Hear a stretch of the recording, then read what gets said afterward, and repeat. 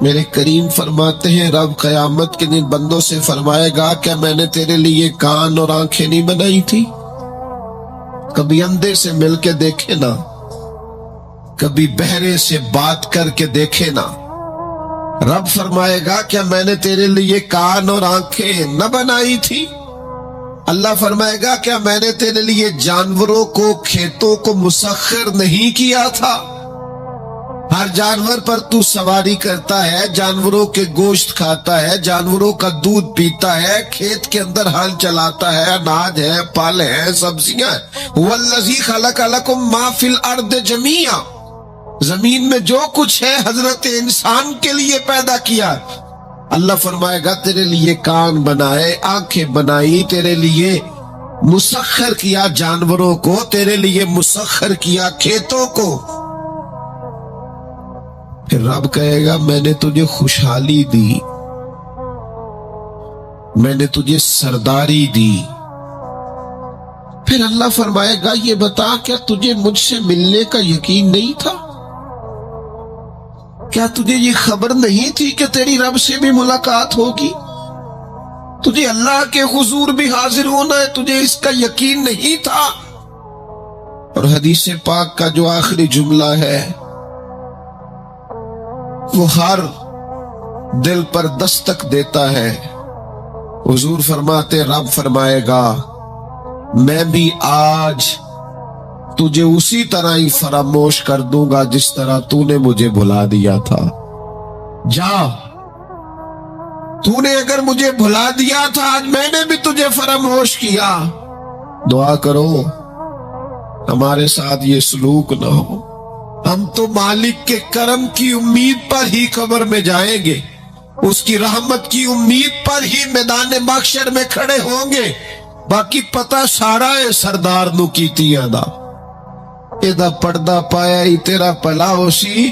خبر تو ساری ہے، پتہ تو سارا ہے، علم تو سارا ہے۔ سب سے زیادہ ہم جانتے ہیں کہاں کہاں نافرمانی ہوئی۔ یاد رکھنا اس کے حضور کھڑے ہونا ہے، اللہ کے حضور جواب دینا ہے۔ اگر ظلم کیا ہے ملازم پر تو جواب پھر بھی دینا ہے، ظلم کیا ہے گاہک پر تو جواب پھر بھی دینا ہے، اگر ظلم کیا ہے پڑوسی پر تو جواب پھر بھی دینا ہے۔ فَوَرَبِّكَ لَنَسْأَلَنَّهُمْ أَجْمَعِينَ، محبوب تیرے رب کی قسم۔ اپنے لفظوں میں بات کروں، اللہ کہتا ہے محبوب میں نو تیرے رب دی قسم میں انہوں پوچھ لینا ہے، پوچھ لینا ہے میں نے ان سے سوال کرنا ہے۔ اما کانوا یعملون، جو یہ عمل کرتے تھے پوچھوں گا، سوال کروں گا۔ اور میرے نبی پاک صلی اللہ تعالی علیہ وسلم کے غلاموں، اگر ظلم کیا ہے بیوی پر حساب پھر بھی دینا ہے، اگر وراثت کی تقسیم پر زیادتی کی ہے بہن بھائیوں سے حساب پھر بھی دینا ہے، اگر تربیت ٹھیک نہیں کی اپنے بچوں کی تو حساب پھر بھی۔ تم سربراہ تھے ایک ادارے کے، تمہارے پاس امانتیں آتی تھی، بچے پڑھتے تھے، مجموع کے مجمع تم سے عقیدتیں رکھتے تھے، لوگ تمہیں نیک سمجھتے تھے، ہاتھ چومتے تھے، پھول پھینکتے تھے، تم نے بڑی عزتیں سمیٹی، تم نے خوشحالیاں اور سرداریاں سمیٹی۔ فَوَرَبِّكَ لَنَسْأَلَنَّهُمْ، تمہیں حساب دینا ہے۔ آج بڑے بڑے لوگ حساب کے ڈر سے کانپ گئے۔ بغداد کے شیخ عبد القادر جیلانی حرم مکہ میں سر سجدے میں رکھ کے کہنے لگے مہربانی کرنا مجھ سے حساب نہ لینا۔ خواجہ حسن بصری کہتے ہیں میں حرم میں تھا، اپنے حجرے میں تھا، کسی کے چیخنے کی آواز آئی، یا اللہ معاف کر دے، یا اللہ معاف کر دے، حساب والے دن میرے اوپر نرمی کرنا۔ فرماتے میں نے کہا کوئی گناہگار آہوزاری کر رہا ہے، میں جا کے تسلی دیتا ہوں۔ اور جب میں نے جا کے چہرہ دیکھا फरमाते कलेजा फट गया, वजूद कांप गया और मैं उस दुआ करने वाले के कदमों से लग गया। लोगों, तुम्हें पता है वो कौन था जो दुहाई दे रहा था कि मालिक हिसाब न लेना? वो हुसैन का करबला में तन्हा बच जाने वाले साहिबजादे इमाम ज़ैनुल आबिदीन थे।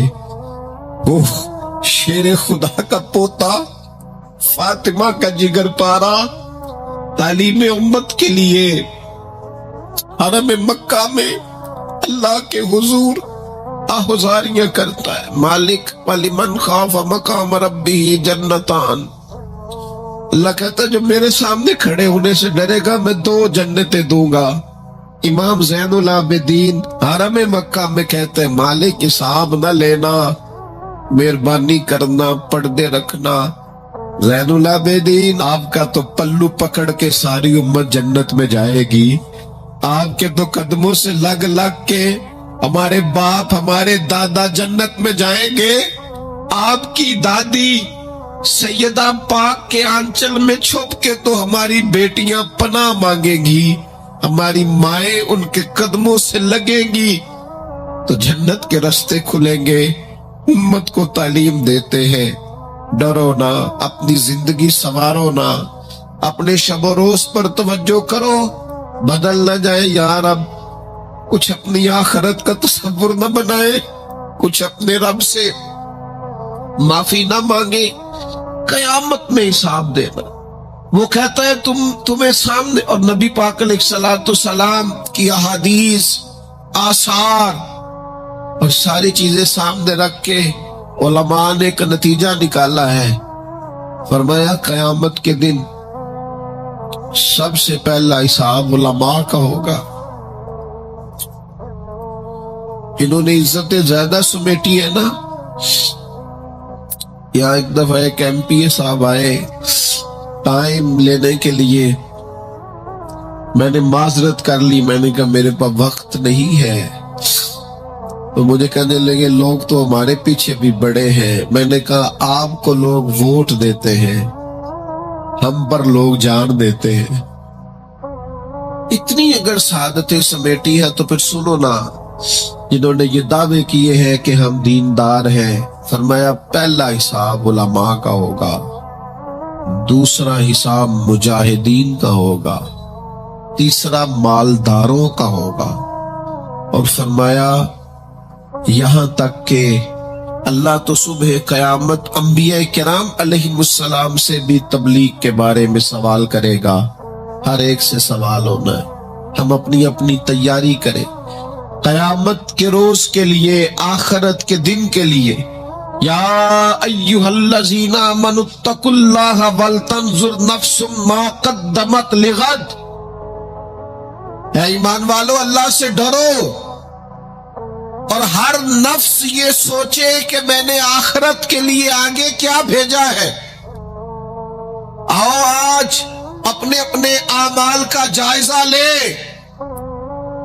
हमारे लिए आज शाम खाने में क्या है ये सबको पता है। इस माह मेरे घर में क्या आमदन है, क्या खर्च है, ये सबको पता है। लेकिन रब कहता वल तंजुर नफ्सुम मा क़द्दमत लिगद।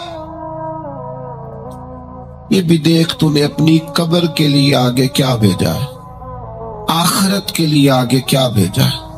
ये देख कयामत वाले दिन के लिए तेरे पास सरमाया क्या है। वहां जब अल्लाह के हुजूर हाजिर होना है, तेरे पास पेश करने को क्या है। जनाब सिद्दीक के पास पेश करने को वफा है, उम्मत की खिदमत गुजारी है जनाब उमर के पास, जनाब उस्मान गनी के पास सखावत है। मौला अली ने हर मैदान में तलवार चला के इस्लाम का झंडा बुलंद किया है।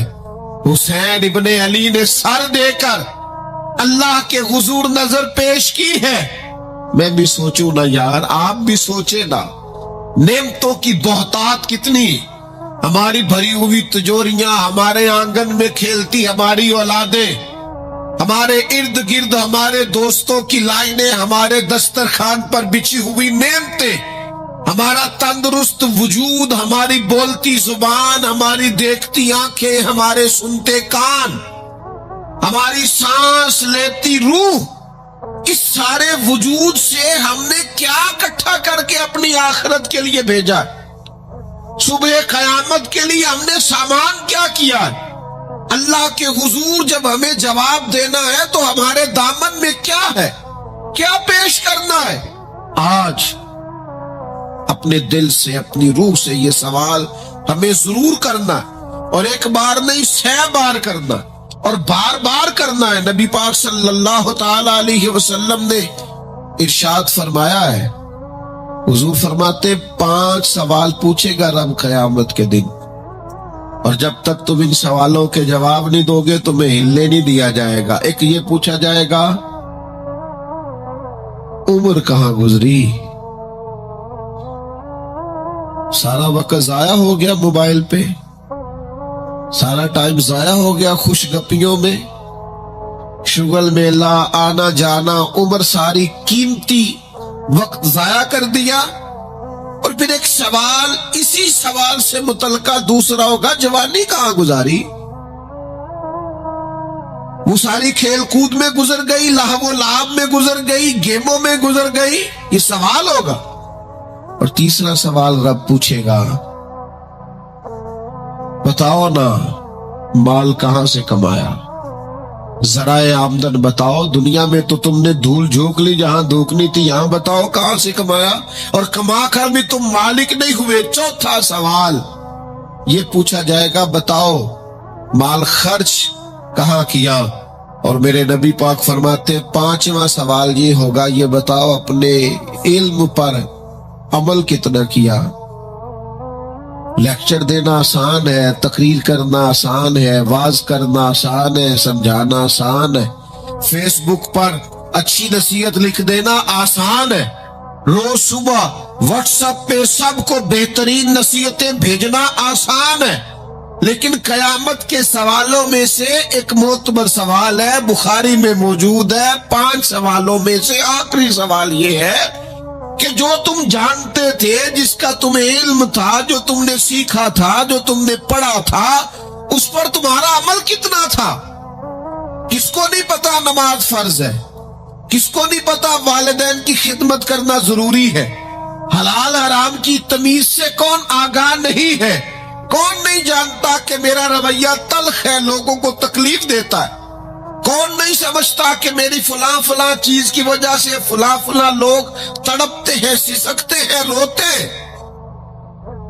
بہت ساروں کو پتا ہے کہ میری بیوی، میرے بچے، یہ کچھ عورتوں کو پتا ہے میرا شوہر، میرے خاندان والے میری وجہ سے تکلیف میں، بہت سو کو پتا ہے میری وجہ سے میرے پڑوسی تکلیف میں، بہت سو کو پتا ہے میری وجہ سے میرے ملازم تکلیف میں ہیں۔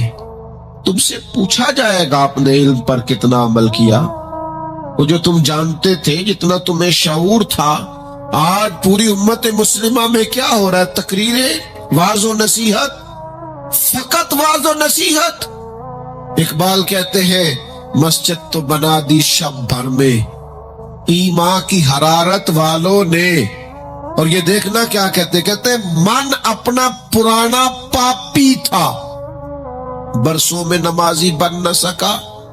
اور اقبال بڑا اپدیشک ہے، من باتوں میں موہ لیتا ہے، بڑی سونی باتیں کرنی آتی ہے ہمیں۔ اقبال بڑا اپدیشک ہے، یہ من باتوں میں موہ لیتا ہے، پر گفتار کا قاضی ہے یہ بنا، کردار کا غازی بن نہ سکا۔ گفتار کا قاضی غازی بننا آسان ہے، لیکن اپنے عمل میں نکھار لانا، ہاں۔ سب سے پہلے 2 چیزوں کا حساب ہونا قیامت میں، یاد رکھیے گا۔ اعمال میں سب سے پہلے نماز کا حساب ہوگا۔ حضور نے فرمایا کافر اور مومن کے بیچ فرق ہی نماز کا۔ اور حقوق العباد میں سب سے پہلے قتل کا حساب ہوگا۔ یہ 2 حساب سب سے پہلے، اور کچھ لوگ ایسے بھی ہوں گے جن کا حساب آسان ہوگا۔ نبی پاک علیہ السلام نے وہ 3 لوگ بھی بتائے ہیں جن سے میرا مالک آسان حساب لے گا۔ یا رسول اللہ کون کون سے؟ حضور نے فرمایا جس سے لوگ توڑتے تھے پر وہ جوڑتا تھا، رب آسان حساب لے گا۔ اور کریم فرماتے ہیں، یہ آپ نے بھولنے نہیں، یہ لب لباب ہے ساری گفتگو کا، یاد رکھ۔ فرمایا جو تجھے محروم کرے اسے عطا کر، جو تجھ سے توڑے تو اس سے جوڑ، اور جو تجھ سے زیادتی کرے تو اسے معاف کر دے، اللہ قیامت میں تجھ سے آسان حساب لے گا۔ اللہ تیرے لیے قیامت میں آسانی پیدا کر دے گا۔ میرے بھائیوں، ایک اور بندہ بھی ہے جس سے قیامت میں بڑا آسان حساب ہوگا۔ کریم محبوب علیہ السلام نے فرمایا جس کے سینے میں حسد نہیں نہ ہوتا، جس کے دل میں بغض نہیں ہوتا، جس کے دل میں کینہ نہیں ہوتا، سانو تخت ہزارے دی لوڑ کیے، وہ اسی کسے دے کچھ بھی نہیں لگ دے، نہ کوئی ساڈا دردی۔ وہ جو سینہ بالکل، جن کا سینہ بے کینہ ہوتا ہے نا، کشادہ دل، سب کے لیے پیار، سب کے لیے محبت، سب کے لیے وارفتگی، ہر ایک، سارے سمجھتے ہیں مجھ سے ہی پیار زیادہ ہے، سینہ کشادہ ہے، دل بڑا ہے۔ فرمایا جن کے سینے کشادہ ہوں گے، بغض سے، عداوت سے، حسد سے، کینے سے پاک ہوں گے، اللہ قیامت میں آسان حساب لے گا۔ اچھا، میرا وجدان کہتا ہے کہ میرے نبی پاک کے پاک لفظوں کا معنی یہ ہے قیامت میں رب ان سے فرمائے گا جاؤ میں نے تمہیں معاف کیا۔ جن کے سینے صاف ہوں گے، دل صاف ہوں گے، پاک ہوئے تے پاک ہی ملدا ہی، بنا پاکو پاک نہیں ملدا۔ سارے وجود نو دھون دے نالوں اکو دھولا ہے ٹکڑا دل دا، دل ہو صاف، دل ہو کشادہ، 14 طبق دلے دے اندر اساں تمبو وانگو تانے ہوں۔ یہ تمبو دیکھ رہے ہو نا، چھاؤں دے رہا ہے نا، جال رہا ہے نا، درویش کہتے ہو 14 طبق میرے دلے دے اندر تے میں تمبو وانگو تانے ہوں، دل دریا سمندروں ڈونگے۔ کون دلاں دیاں جانے ہوں اسا کیتی جان حوالے رب دے، ایسا عشق کمایا مرن تو پہلو ہی مر گیا باہو، تا مطلب نو پایا ہے، چھوڑ دیے جائے سارے کینے۔ جب قیامت میں اللہ کے حضور حاضری کا ڈر ہو نا، تو پھر نہ بندہ بددیانت نہیں ہوتا، بے ایمان نہیں ہوتا، لاکھوں کروڑوں اربوں بھی آئے تو کبھی بھی اس کی رال نہیں ٹپکتی، کبھی بھی اس کا دل للچاتا نہیں۔ اور اگر لوگ بددیانت ہو جائیں تے چوری کاکھ دیوی تے چوری لاکھ دیوی، پھر لوگ 1 روپیہ بھی نہیں چھوڑتے، پھر ذرا سی بات پہ بددیانت ہوتے ہیں۔ صحیح بخاری مسلم میں حدیث ہے، نبی پاک علیہ السلام فرماتے ایک شخص نے زمین بیچی، دوسرے نے خرید لی، جب وہ خریدنے والے نے اسے کھودا تو اندر سے خزانہ نکل آیا۔ مجھے بتاؤ، خزانہ نکلے تو لوگ چھپاتے نہیں پھرتے، لوگ تہ کے اندر نہیں لے کے جاتے، وہ خزانہ نکل آیا۔ اس نے کیا کیا؟ وہ لے کے اس شخص کے پاس چلا گیا جس سے اس نے زمین خریدی تھی، کہنے لگا یار تیری زمین سے خزانہ نکل آیا، میں نے زمین خریدی تھی، خزانہ تو نہیں نہ خریدا تھا۔ یہ ذرا دیانت کا عروج دیکھو، تقوی کا نور دیکھو، یہ دیکھو باطن کیسے تھے لوگوں کے، اربوں کروڑوں روپیہ، یہ حضور بیان فرما رہے ہیں، بخاری مسلم میں موجود ہے۔ کریم فرماتے اس شخص نے جا کے کہا بھئی میں نے زمین خریدی تھی، خزانہ نہیں خریدا تھا، لہذا یہ تیرا ہے۔ وہ بھی رب کا بندہ تھا، کہنے لگا میں نے نا زمین بیچی تھی اور جو کچھ ہے وہ سارا ہی بیچ دیا تھا، لہذا نکل آیا تو تیرا ہی ہے، میرا ہوتا تو جب میرے پاس تھی تب نکلتا، لہذا تیرا ہی ہے۔ دونوں میں بحث ہونے لگ گئی، وہ کہتا ہے تو رکھ، وہ کہتا ہے آج کل کیا ہوتا ہے، وہ ذرا مہنگی ہو گئی نا، سڑک گزر گئی، کہتے ہیں مکر جاؤ، زمین ذرا مہنگی ہو گئی ہے، کوئی تھوڑا ریٹ اور لگ گیا، خزانہ نکل آیا۔ حضور فرماتے وہ دونوں ایک دانا کے پاس گئے اور جا کے کہا یار یہ مسئلہ بن گیا ہمارے لیے، خزانہ نکل آیا زمین سے، تو اب میں اسے کہتا ہوں تو لے واپس، چونکہ تیری زمین سے نکلا ہے، تو یہ کہتا ہے میں نے زمین بیچی تو خزانہ بھی بیچ دیا۔ وہ دانا کہنے لگا تمہاری کوئی اولاد بھی ہے؟ ایک کہنے لگا میری بیٹی ہے، دوسرا کہنے لگا میرا بیٹا ہے، کہنے لگا دونوں کی شادی کر دو اور خزانہ دونوں کو دے دو۔ اور میرے بھائی، جب حضرت شیخ ابو الحسن ایک درویش تھے مصر میں، ہر روز دعا مانگتے تھے، یا اللہ تاجر کی ان 2 بیویوں پہ رحم فرما، یا اللہ اس تاجر کی 2 بیویوں پہ رحم فرما۔ لوگوں نے کہا حضور یہ کیا معاملہ ہوا؟ فرمانے لگے یہاں مصر میں ایک تاجر رہتا تھا، اسے اکثر و بیشتر تجارت کی غرض سے ملک شام جانا پڑتا، تو اس نے سوچا وہاں نکاح نہ کر لوں، اس نے وہاں نکاح کر لیا۔ مالدار تھا، وہاں ایک بیوی رکھ لی، مکان رکھ لیا۔ اب یہ جو بیوی مصر میں تھی نا، اسے تھوڑا شک گزرا، بیوی بڑی گہری جاسوس ہوتی ہے، اسے سمجھ آ گئی کہ بدلے بدلے سے میرے محبوب نظر آتے ہیں، اسے سمجھ آ گئی کہ دھلے دھلے کپڑے آتے ہیں، وہ کیفیت ہی نہیں پہلے جو رنگ ہوتا تھا۔ ایک شخص کو پیسے دیے، کہا ذرا اس کی جاسوسی تو کر۔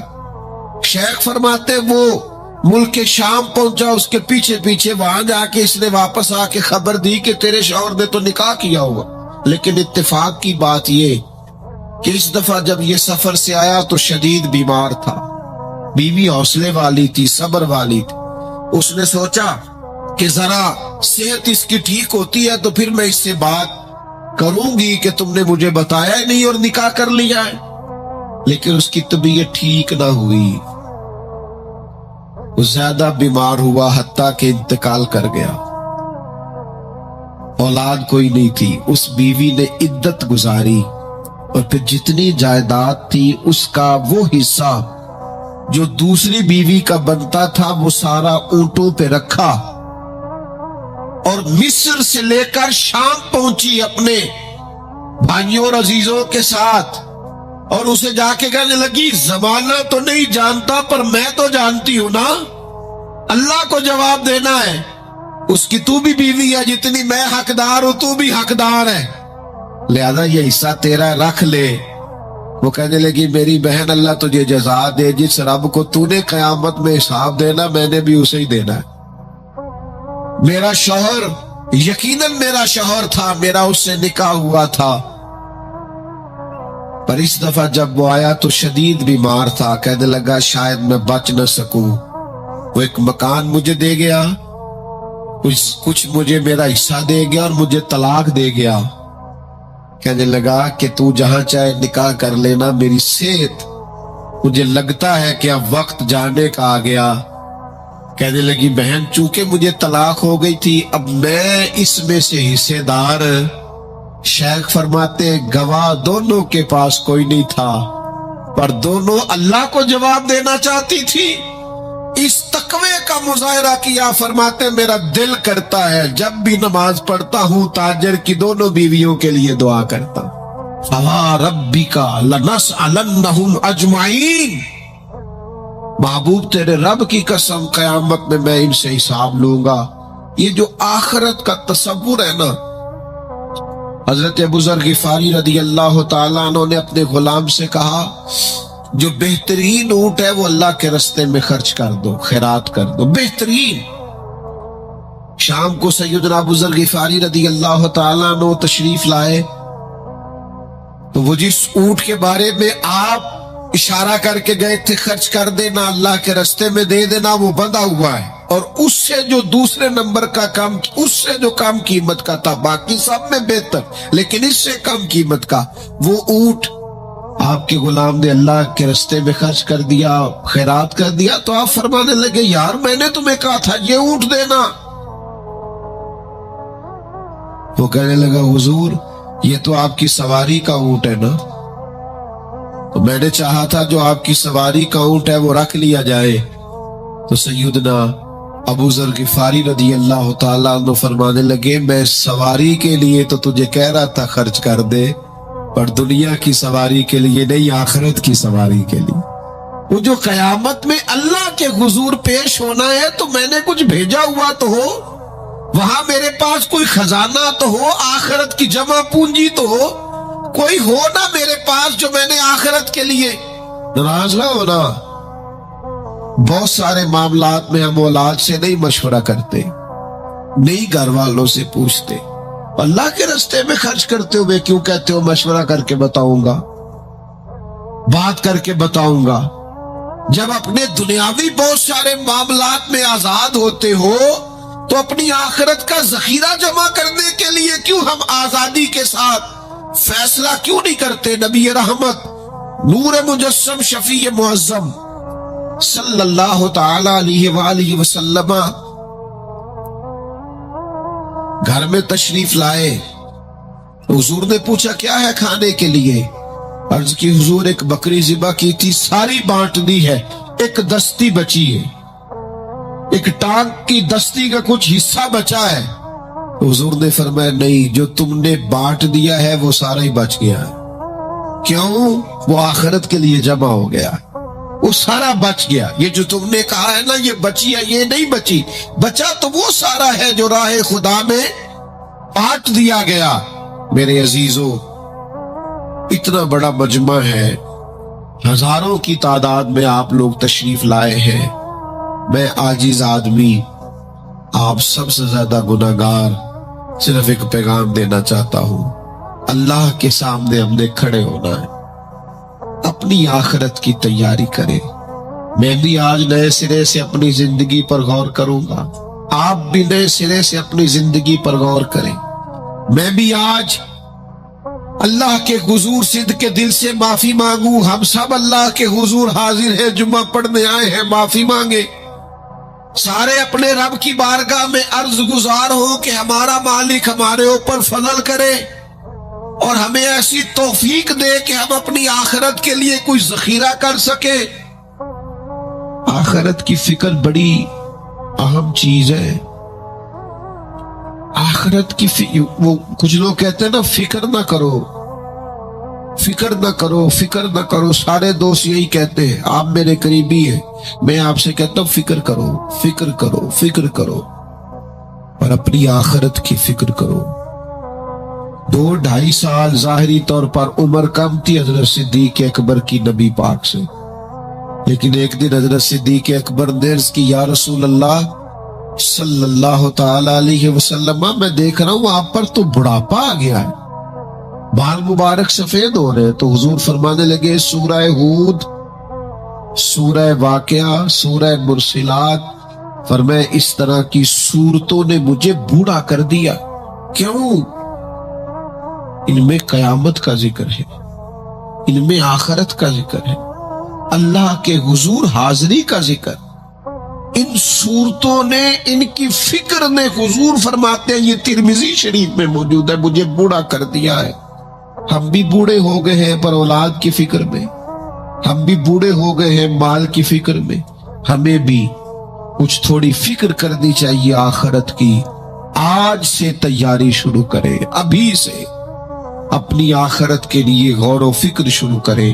ایک بات عرض کر، آخرت کی فکر ہونا تو پھر بندہ بندوں کے معاملے میں بھی محتاط ہوتا ہے، بلا وجہ الزام نہیں لگاتا، بلا وجہ بدنام نہیں کرتا۔ میں نے آج آپ کی خدمت میں اس جمعے میں ایک خاص اپنے دل کا درد رکھنا ہے، کسی کے بارے میں بھی پروپیگنڈا چھوڑ دے، کسی شخص کے بارے میں بھی غلط بات کرنی چھوڑ دے، پڑوسی، دوست، احباب، محلے دار، جس کے بارے میں حقائق کا نہیں پتا، اس کے بارے میں ہمیں اللہ کے حضور حاضر ہونا ہے، جواب دینا ہے۔ کوئی بھی کسی بھی کی عزت پر ہاتھ ڈالنا چھوڑ دے۔ اسلام میں چور کی سزا ہاتھ کاٹنا ہے، لیکن اسلام پہلے غور کرتا ہے چوری کیوں کی، اسباب کیا بنے۔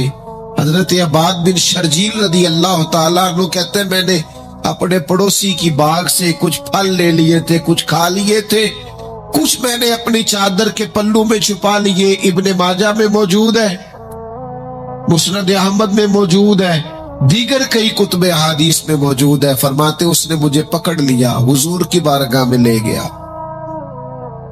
تو نبی کریم نے مجھ سے فرمایا کیوں چوری کی؟ بات کو سمجھنا. عرض کی حضور بچے بھوکے تھے, تکلیف میں آ گیا. اب پتہ اس چوری کے لیے حضور نے کیا فیصلہ کیا؟ نبی پاک اس کے پڑوسی سے فرمانے لگے, جب بھوکا تھا تم نے روٹی کیوں نہیں دی؟ جب یہ جاہل تھا علم کیوں نہیں دیا؟ اور فرماتے ہیں میری سزا حضور نے یہ سنائی کہ 1 اونٹ بھر کے مال کا مجھے دیا گیا. دوستو الزام تو لگا دیتے ہو کہ فلاں غریب آدمی بار بار مانگتا ہے, فلاں بار بار ستاتا ہے, فلاں قرض مانگتا ہے. اپنی آخرت سے ڈرے, دیکھے تو صحیح لوگ مجبور کیوں ہیں, تنگ دست کیوں ہیں, پریشان کیوں ہیں. اس جگہ پر جائیں, الجھے الجھے بکھرے بکھرے روز و شب, پوچھے گا کون؟ لوگ تیرا جرم پوچھیں گے, سبب پوچھے گا کون؟ لوگ پوچھتے ہی نہیں, توجہ ہی نہیں کرتے کہ جرم کیوں ہوا, اس کی نوعیت تک لوگ جاتے ہی نہیں. خدا را جناب عبداللہ ابن عمر خود فرماتے ہیں کہ سرکار نے مجھ سے پوچھا کہ عبداللہ یہ بات ٹھیک ہے کہ تم ہر روز ہی نفلی روزہ رکھتے ہو اور ہر رات ہی نفلی عبادت کرتے ہو؟ تو میں نے عرض کیا یا رسول اللہ صلی اللہ تعالی علیہ وسلم ایسا ہی ہے. اللہ کے پیارے حبیب علیہ الصلوۃ والسلام نے فرمایا ایسا نہ کرو. وہ نفلی روزہ رکھتے تھے, ہر روز ہر رات نفلی عبادت کرتے تھے. تو محبوب نے ان سے تصدیق کرانے کے بعد فرمایا ایسا نہ کرو, کبھی روزہ رکھا کرو, کبھی افطار کیا کرو, اور فرمایا کبھی نماز پڑھا کرو, کبھی سو جایا کرو.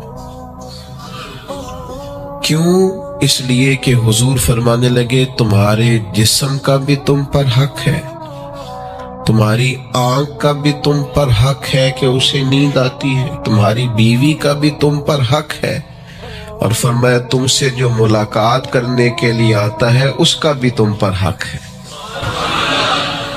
تو یہ لفظ کہہ کے کہ تمہارے اپنے اوپر بھی حقوق ہیں, تمہاری ذات کے بھی تم پر حق ہے. بعض لوگ تصوف اور طریقت کے نام پر بہت مشکل باتیں کرتے ہیں اور بہت مشکل باتیں سناتے ہیں, اور بعض لوگ پھر ان باتوں کا بڑا سخت اور مشکل معنی بھی لیتے ہیں کہ بڑی شدید جد و جہد کرنی چاہیے, ہمیشہ راستہ وہی اختیار کرنا چاہیے جو مشقت والا ہو, ہمیشہ وہی کام کرنے چاہیے جن کے اندر زیادہ دشواری ہو. ٹھیک ہے, بعض اوقات مشقت والے کام, مجاہدے والے کام انسان کی نفس کی تربیت کے لیے بڑے اچھے ہوتے ہیں, لیکن ایسی مشقتیں, ایسے مجاہدے جو انسان کو اتنا کمزور کر دیں کہ وہ ضرورت کے جو حقوق ہے وہ بھی پورے کرنے کے قابل نہ رہے, اس کی صحت پر ہی اثر انداز ہو جائے, وہ آنے جانے والوں سے ملنے کے قابل ہی نہ رہے, وہ دیگر اس کے ذمے جو اس کے خاندان کے قبیلے کے بال بچوں کے حقوق ہیں وہ ادا ہی نہ کر سکے, تو اسلام اس کی بھی اجازت نہیں دیتا. خود ساختہ تصوف اور خود ساختہ طریقت کا جو مفہوم لوگوں نے بنا لیا ہے وہ مفہوم بھی درست نہیں ہے. ہمارے بزرگ تھے شیخ المشائخ اور استاذ الاساتذہ حضرت شیخ محمد تحسین رضا خان صاحب بریلوی رحمت اللہ تعالی علیہ, 50 سال کے لگ بھگ انہوں نے درس حدیث دیا ہے. تو میں ان پر ایک مضمون لکھ رہا تھا, میں نے ان سے عرض کی حضور آپ تہجد پڑھتے ہیں؟ فرمانے لگے نہیں. میں عشاء جماعت سے پڑھتا ہوں, اس کو بھی سالوں بیت گئے, اور میں فجر جماعت سے پڑھتا ہوں, یہ بھی میری زندگی کا معمول ہے. لیکن میں سحری کے وقت اس لیے نہیں اٹھ پاتا کہ مجھے صبح 8 بجے بیٹھ کر بچوں کو درس حدیث پڑھانا ہوتا ہے, عشاء کے بعد مجھے مطالعہ کرنا ہوتا ہے, تو میں سمجھتا ہوں یہ بھی میرے لیے نفلی عبادت ہے, لہذا میں رات کو بھی کتاب و سنت دیکھتا ہوں اور سارا دن بھی کتاب و سنت پڑھاتا ہوں. امید ہے میرا رب مجھے تہجد کا اجر بھی عطا کرے گا. عزیز دوست آپ یاد رکھیے گا، اس کو سمجھیے گا کہ ہمارے ہاں بعض لوگ بعض چیزوں کو زیادہ دشواری بنا لیتے ہیں۔ فلاں آدمی کو میں نے کبھی نفل پڑھتے نہیں دیکھا، یہ طریقت نہیں کہ آپ نے اسے نفل پڑھتے نہیں دیکھا تو وہ صوفی نہیں۔ آپ یہ بتائیے کبھی فرض چھوڑتے تو نہیں دیکھا، کبھی اسے ضروریات دین کو چھوڑتے تو نہیں دیکھا۔ اور نفل تو ویسے بھی انسان کا رب سے ذاتی معاملہ، ہو سکتا ہے سامنے والا چھپ کے پڑھتا ہو سکتا ہے وہ کسی ایسے لمحے میں پڑھتا ہو جب وہ سمجھے کہ اس وقت مجھے تنہائی میسر ہے۔ تو حضور نے فرمایا تمہارے نفس کا بھی تم پر حق ہے۔ جن جن چیزوں کو اللہ رسول نے جائز قرار دیا ہے وہ کوئی شخص بھی استعمال کرتا ہے تو اس کو کوئی شخص ناجائز کر سکتا نہیں، کسی کو بھی اس کا اختیار اور حق حاصل نہیں ہے۔ بلکہ صحیح بخاری کے اندر سیدہ عائشہ صدیقہ رضی اللہ تعالی عنہ کی ایک روایت موجود ہے۔ آپ فرماتے ہیں نبی پاک صلی اللہ تعالی علیہ وسلم نے کوئی کام کیا، بعد میں رخصت دے دی، اجازت دے دی، فرمایا چاہے کرو چاہے نہ کرو، نہ کرنے کی اجازت دے دی، پہلے سرکار نے کیا۔ تو بعض لوگ ایسے تھے جنہوں نے اس رخصت سے فائدہ نہیں اٹھایا، وہ کام کرتے رہے، حضور نے اجازت دی تھی لیکن انہوں نے اس اجازت سے فائدہ نہ اٹھایا۔ تو نبی کریم علیہ السلام کو جب اس بات کا علم ہوا تو محبوب نے اللہ کی حمد کی اور حضور فرمانے لگے یہ بعض لوگوں کو کیا ہو گیا ہے کہ وہ ان کاموں سے بچتے ہیں جو میں کرتا ہوں، یعنی جس رخصت اور گنجائش پر میں عمل کر رہا ہوں اللہ کا محبوب ہو کے، وہ اس چیز کو چھوڑ رہے ہیں، اس سے اعتراض برت رہے ہیں حالانکہ میں اجازت دے رہا ہوں۔ اور پھر اللہ کے حبیب علیہ السلام نے کیا خوبصورت انداز میں اس سارے مفہوم کو اتنا سمیٹا کہ اس کو ہمیشہ کے لیے بند کر دیا۔ اللہ کے محبوب فرمانے لگے مجھے اللہ کی قسم میں تم سب سے زیادہ رب کو جانتا ہوں اور میں تم سب سے زیادہ اللہ سے ڈرتا ہوں۔ تو جب میں کسی گنجائش پہ عمل کر رہا ہوں، جب میں کسی ضرورت پر عمل کر رہا ہوں، تو یہاں ایک دوست تشریف لائے ہمارے پاس تو وہ ہمیں مشورہ دینے لگے کہ آپ کے ہاں بچوں کو چھٹی ہوتی ہے تو وہ تقریباً 1.5 دن بنتا ہے، ظہر کی نماز کے بعد ہفتے کو وہ چلے جاتے ہیں اور اتوار کا سارا دن وہ چھٹی میں رہتے ہیں، تو یہ 1.5 دن پورا ان کا ضائع ہوتا ہے۔ تو یہ تو معاملہ ٹھیک نہیں ہے، اس طرح تو ایسا ہے نا کہ مدارس دینیہ میں کیا کام ہے چھٹی کا؟ تو میں نے ان سے کہا ہو سکتا ہے مدرسے کے طالب علموں کو بھی نیند آتی ہو سکتا ہے ان کا بھی کبھی کسی گراؤنڈ میں جا کے کھیلنے کو جی چاہتا ہو سکتا ہے یہ بھی اسی طرح کے لوگ ہوں جس طرح کے عام بچے ہوتے ہیں، ہو سکتا ہے وہ ساری خواہشات ان کے اندر بھی پائی جاتی ہوں جو باقی لوگوں کے اندر پائی جاتی ہیں۔ آپ وہ پابندیاں کیوں لگاتے ہیں جو پابندی اللہ رسول نے نہیں لگائی؟ جس چیز کو شریعت نے بین نہیں کیا ہم کون ہوتے ہیں اس کو بین کرنے والے؟ سمجھے؟ ہاں ایک بات ضرور ہے، ہم اپنے وجود کے مالک نہیں ہیں، اس کا مالک اللہ ہے، وہ خالق ہے ہم مخلوق ہیں، وہ معبود ہے ہم اس کے عابد ہیں، وہ ہمارا مالک ہے۔ ہمیں اپنے نفس کو اپنے وجود کو اس کی فرما برداری میں رکھنا ہے۔ نفس کے حق کا یہ مطلب نہیں ہے کہ خواہش نفس میں اگر کوئی ناجائز چیز پیدا ہوتی ہے تو اس کی تکمیل کے لیے بھی ہم دوڑ پڑیں گے، اس کی شریعت کے اندر اجازت نہیں ہے۔ اجازت اس بات کی ہے کہ جن چیزوں کو شریعت نے جائز قرار دیا ہے آپ اگر ان کا حصول چاہتے ہیں، آسانی چاہتے ہیں تو آپ ضرور ان کو اختیار کریں، کوئی منع والی بات نہیں ہے۔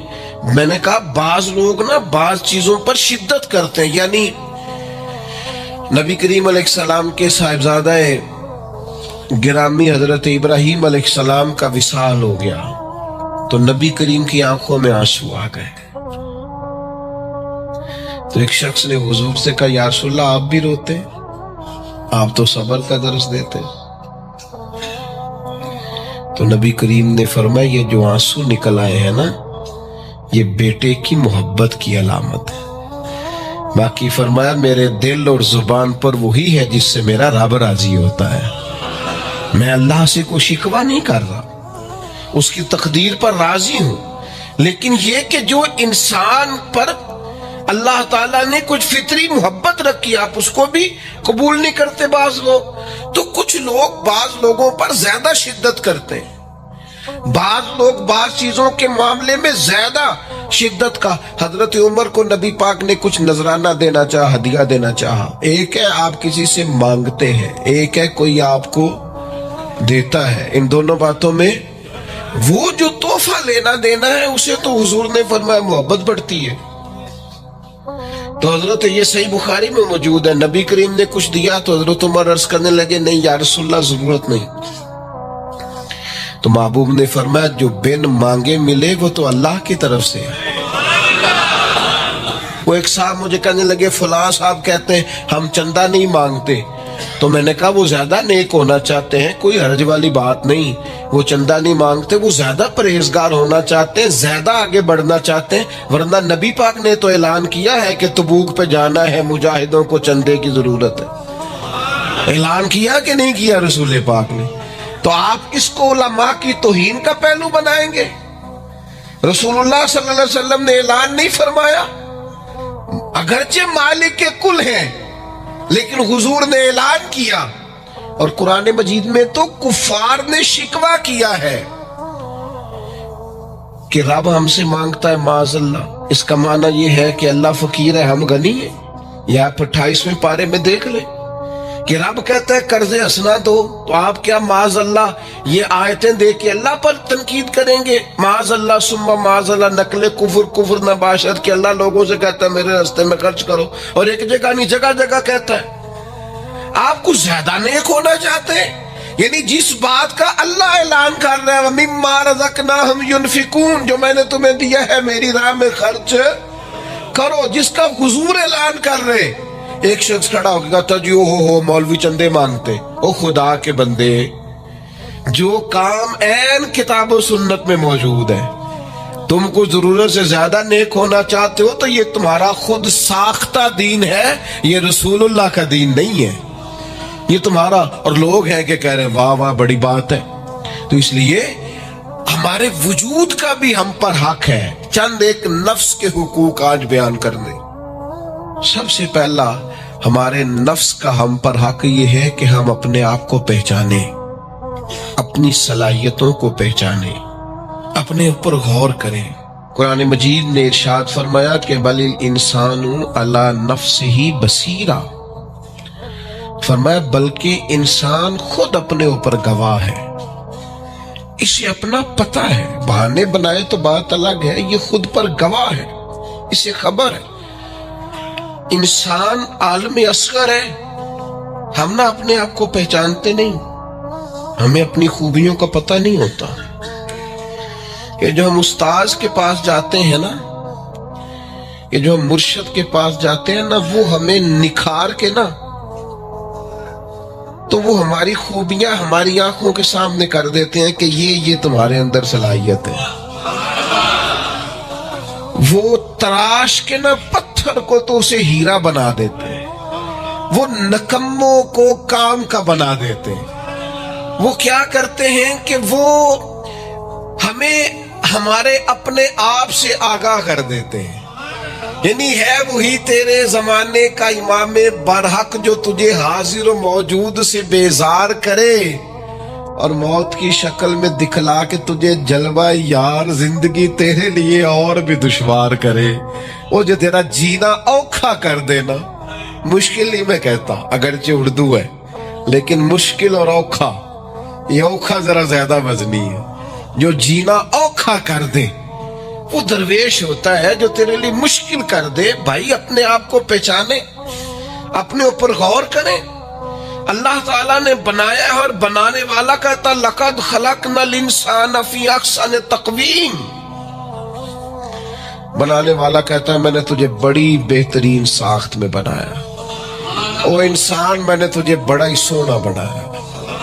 کوئی تیرے ناک پر تنقید کرے تو کرے، تو کہ تجھے پتہ نہیں یہ چاہت کس کی ہے، میں مرضی سے نہیں بنا، یہ بنانے والے نے بنایا ہے،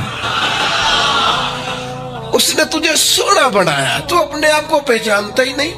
تو جو ہے نا، خدا جانے بلندی ہے کہ پستی پر جہاں میں ہوں وہاں کوئی نہیں ہے۔ تو اپنے قد سے بھی پیار کر، تو اپنے رنگ سے بھی پیار کر، تو اپنے وجود کی ساخت سے بھی پیار کر۔ اور پھر وہ کہتا ہے تجھے بنایا، باقی سارا کچھ تیرے لیے بنایا۔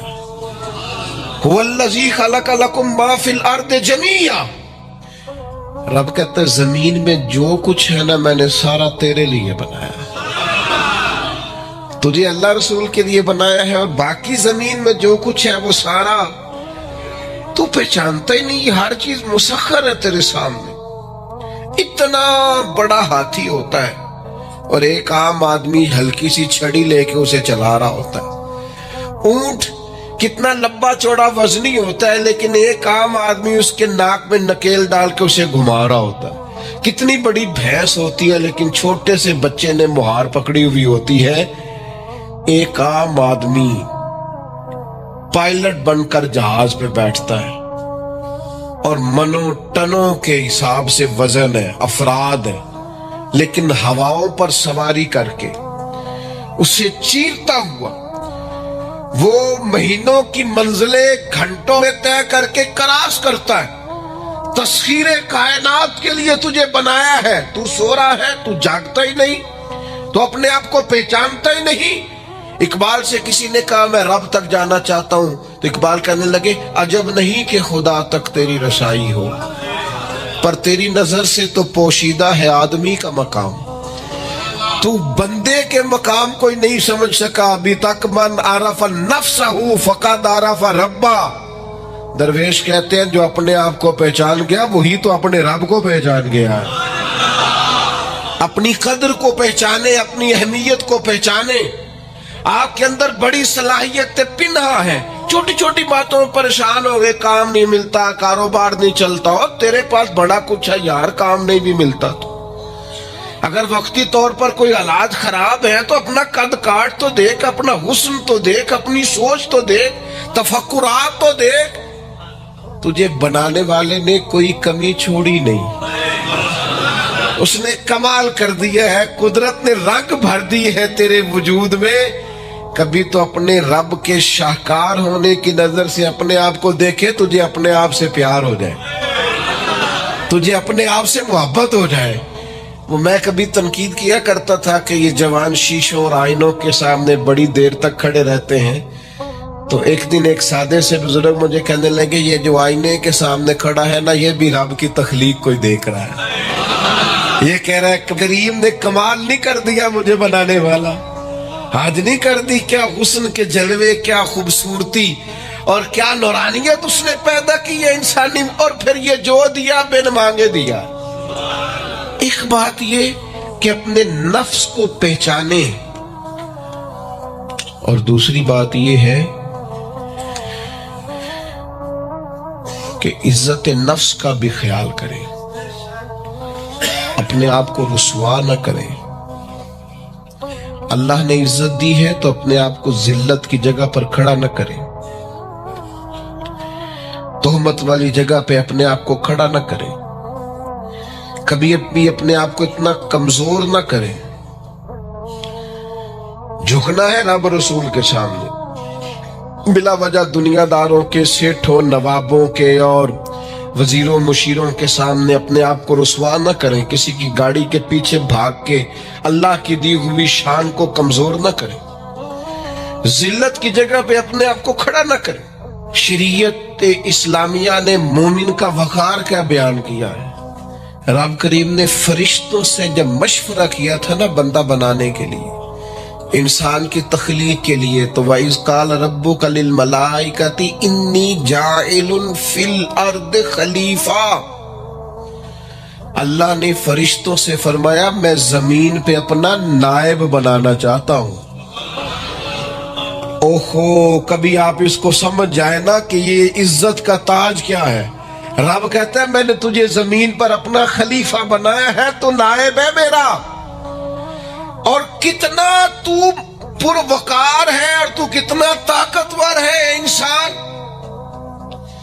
تیرے اندر کتنی صلاحیتیں ہیں۔ سورہ احزاب میں اللہ کریم فرماتے رب نے اپنی امانت زمین و آسمان پر رکھنی چاہیے تو زمین و آسمان نے انکار کر دیا اللہ کی امانت کو اٹھانے سے، وَحَمَلَهَا الْإِنسَانُ، اور انسان نے اس امانت کو اٹھا لیا، کہا مالک میں تیری امانت اٹھاؤں گا، میں تیرا نام لے کے گلیوں میں گھوموں گا، میں تیری توحید کے ڈنکے بجاؤں گا۔ حضرت انسان نے کہا میں تیرے نام کے نعرے لگاؤں گا، میں تیری عبادت کروں گا، میں تیرے لیے نکلوں گا، میں تیرے لیے خیرات کروں گا، میں تیرے رستے میں اپنی صلاحیت۔ وَحَمَلَهَا الْإِنسَانُ، انسان نے امانت اٹھائی اور کہا مالک میں نکلوں گا تیرے نام کی سربلندی کے لیے، میں تیرے نام پر جہاد کروں گا، اگر جان دینی پڑی تو دعائیں مانگ مانگ کے کہوں گا مالک میں تیرے رستے میں شہید ہونا چاہتا ہوں۔ اللہ کی امانت کو حضرت انسان کیوں اپنے آپ کو رسوائی والی جگہ پہ کھڑا کرے، کیوں کمزور کرے؟ بہت پہلے کہا تھا، فقیر آدمی ہوں، جو باتیں کہتا ہوں کوشش کرتا ہوں سوچ سمجھ کے کہوں۔ بہت پہلے کہا تھا میں نے کہ جو اپنی برادری کو بڑا جانتا ہے اس کی زیادتی نہیں، زیادتی اس کی ہے جو اپنی برادری کو سب سے چھوٹا جانتا ہے۔ تو بڑا نالائق ہے، تو کہتا ہے میں چھوٹی برادری میں پیدا ہوا ہوں، تو مرضی سے پیدا ہوا ہے، یہاں تجھے تیرے رب نے پیدا کیا ہے۔ جو ماں تیرے، میں نے ایک دفعہ کہا کچھ دوستوں سے، کہنے لگے کدھر جا رہے ہیں؟ میں نے کہا اپنے والد صاحب کے مزار پہ۔ کہنے لگے پیر تھے؟ میں نے کہا نہیں۔ عالم تھے؟ میں نے کہا نہیں۔ کسی بہت بڑے ادارے میں کسی صدر نشین کی سیٹ پہ بیٹھتے تھے؟ میں نے کہا نہیں۔ وہ ٹریکٹر پر بیٹھ کر کھیتوں میں ہل چلاتے تھے، شام کو بھینسوں کا دودھ دھوتے تھے، وہ کسان تھے، وہ محنت کرتے تھے، پھر وہ تاجر تھے، تھوڑی سی تجارت کرتے تھے۔ لیکن مجھے اگر کوئی کائنات میں پوچھے گا نا خوش نصیب کتنے ہو، تو میں کہوں گا میں نے اس طرح کا باپ نہیں دیکھا جس طرح کا اپنا باپ دیکھا، اس لیے کہ میری شخصیت میں اگر کوئی نکھار ہے تو سب سے زیادہ رنگ میرے ابا جی کے بھرے ہوئے، تو میں کیسے انکار کروں؟ سب سے زیادہ ان کے دیے ہوئے رنگ ہیں شخصیت کے اندر، ماں باپ کے۔ او بھائیوں، ناز کے ساتھ زندگی گزاری جاتی ہے، کبھی اپنے آپ کو رسوائی والی جگہ پہ کھڑا نہ کریں، کبھی اپنے آپ کو کمزور نہ کریں، مضبوط رہیں، طاقتور رہیں۔ اور تیسری بات، ایک تو اپنے نفس کو پہچاننا ہے، دوسرا اپنی عزت کرنی ہے۔ کس کی عزت کرنی ہے؟ اپنی عزت کرنی، تکبر نہیں کرنا، اپنی عزت کرنی ہے۔ عربی کے کسی شاعر نے کہا تھا جو اپنی عزت نہیں نہ کرتا اس کی عزت بھی کوئی نہیں کرتا۔ اب وہ آپ نے ایک عام محاورہ سنا ہوگا، اپنی عزت بندے کے اپنے ہاتھ میں ہوتی ہے۔ اس کا معنی کیا ہے؟ آپ کبھی بھی کوئی ایسا کام نہ کریں جس سے آپ کی ذلت ہو، آپ اپنی عزت کریں، آپ اپنی تکریم کریں، آپ اپنے وقار کو بلند رکھیں، آپ کبھی بھی اپنے لہجے کو، معیار کو کمزور نہ ہونے دیں، آپ فکری توانائی کا ہمیشہ مظاہرہ کریں، طاقتور رہیں، کمزور نہ پڑے کبھی بھی۔ اور تیسرا یہ ہے کہ اپنے نفس کی تربیت کریں۔ جس طرح انسان اپنے وجود کی نشو و نما کرتا ہے نا، وہ کہتا ہے یہ کھاؤں گا تو طاقت ہوگی، یہ کھاؤں گا تو بیمار ہوں گا، یہ کھاؤں گا تو میں فریش رہوں گا، یہ کھانے سے میری طبیعت میں درد ہوگی۔ اسی طرح وہ اپنی تربیت کرے، اپنی نشو و نما کرے، اپنی روحانی تربیت پر توجہ دے۔ وہ دیکھے یہ کام کرنے سے میری طبیعت گناہ کی طرف مائل ہوتی ہے، اس بری صحبت میں بیٹھنے سے میرے اندر بعض بری چیزیں آتی ہیں، اس کے پاس بیٹھنے سے سوچے میری گدلی میلی کچیلی ہوتی، اور اس شخص کی صحبت جو ہے وہ مجھے تازہ کرتی ہے، اللہ کے قریب کرتی۔ تربیت نفس پر توجہ دیں، اپنی باطنی کیفیات کو ملاحظہ کریں۔ اپنی تربیت سب سے زیادہ انسان خود کر سکتا ہے، بل الانسان علی نفسہ بصیرہ۔ इंसान खुद अपने ऊपर गवाह है, वो खुद महसूस करे कि कहाँ कहाँ मेरे अंदर गलतियां हैं, कहाँ कहाँ मेरे अंदर कमजोरियां हैं, वो इन सारी चीजों पर मुतवज्जे रहे। डॉक्टर ने दवाई देनी होती है और दवाई देने के बाद वो कहता है ये नुस्खा है और ये खाने की तरतीब है और ये आपकी परहेज है। अब मरीज कहे कि जनाब डॉक्टर साहब कोई नजर करें आप, ताकि मैं ना नजर से ठीक हो जाऊं, तो डॉक्टर कहेगा मेरी नजर यही है जो मैंने नुस्खा लिखा है ना, यही नुस्खा है, ये दवाई खाए। ये वो लोग आते हैं पीर साहब के पास, कहते हैं कोई नजर करे मैं नेक हो जाऊं। भी पीर साहब ने नुस्खा बताया ना, 5 नमाजें पढ़ो, नमाज के बाद ये वाला जिक्र करो। पीर साहब ने बताया ना इस काम से परहेज करो, तो आप इन बात माने, इंशाअल्लाह अल्लाह शिफा अता फरमाएगा। आप उस नुस्खे पर, वो पीर फैजुल हसन शाह साहब रहमतुल्लाह अलैह आलो महाज शरीफ वाले फरमाया करते थे, मुरीद कहते ने सानू नमाज़ा ना पढ़ाओ। तो मुझे अबू जहल ने खड़ा करके कहा था कि पहले तो उनके पास जाना ना, और अगर जाना तो उनका कलाम ना सुनना। अब बात को समझो, ये उन्होंने तो इस लफ्ज को माज़अल्लाह सुम्मा माज़अल्लाह ताने के तौर पर कहा था, लेकिन आप इस लफ्ज की मानवियत में उतरे। उन्होंने कहा कि उनकी जो गुफ्तगू है, वो जो बात करते हैं, वो जो पढ़ते हैं, उसका जादू हो जाता है। नहीं समझ आई आपको बात? नहीं, उन्होंने जिस लहजे में कहा, वो जिस तरह कहा, वो बात और है, लेकिन वो जादू की हद तक इस कलाम के असर